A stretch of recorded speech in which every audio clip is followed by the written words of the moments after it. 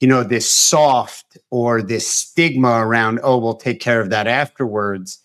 And I was, we had talked a little bit before this recording about some of the other guests and episodes and some of frankly, the content that we're putting out. And there's a couple of speakers. There's been a common through line, and I'll amalgamate a couple of them.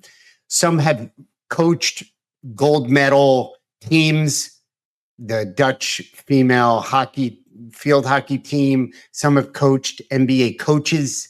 So I'm talking about speakers and researchers that are top performers. And it's not only a sense of belonging, maybe I'll take it a little bit further, that they feel loved, that there's actually true, genuine caring. Because that guy in Boston was saying, come on, you got to go wicked hard and you got to puke, I mean, underneath that, he saw that you could do more. Let's take the generous approach. He saw that there was more that you can improve on. The largest room in the house is room for improvement.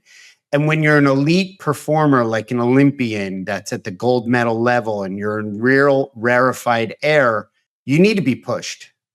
But you're willing to be pushed if you feel that there's genuine care and concern, like love. And it's no different in the workforce. It's no different in friendships. Well, what say you to that, Smiley? Well, it's funny that you mentioned that. I mean, we're recording. It's a couple of days after, the Super Bowl. And I don't know if you're a football fan or who your team is, but I was reading an article in ESPN yesterday about Nick Sirianni, the coach of the Eagles, right? The Eagles just upset the Chiefs. And this article is about how he's a player's coach. He writes individual handwritten letters to his players at kind of random times and puts them in their locker room.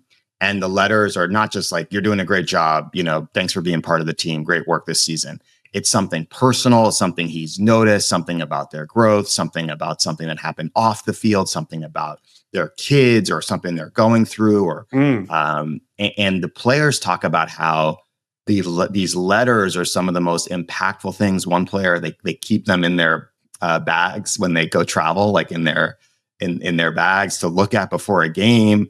And like he gets to know them on such a deep level where, he's talking about how one player was having fertility issues, and talking about that. Or one person was dealing with someone in their family struggling with cancer, and like all of these types of things that, we maybe don't think that a coach or a leader needs to pay attention to because it's off the field stuff. But that's how these players develop a sense of trust with him. And that's why they perform so well.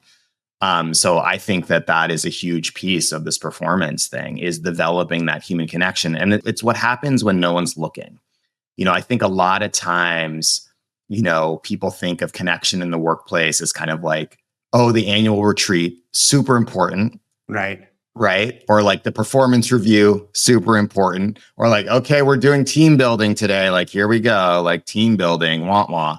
It's actually just what you do in your normal day-to-day meetings and one-on-ones and interactions when you're starting that with like, how's your weekend? What's going on in your life? Oh, you mentioned your 4-year-old was sick. Are they feeling better? How's your mom doing? Like, oh, I heard, something was happening at home. Like whatever that stuff is, like that's what builds the relationship so that annual retreat can be successful. So that when it comes time to have these big kind of launches, they go well. It's about what you do when no one is looking.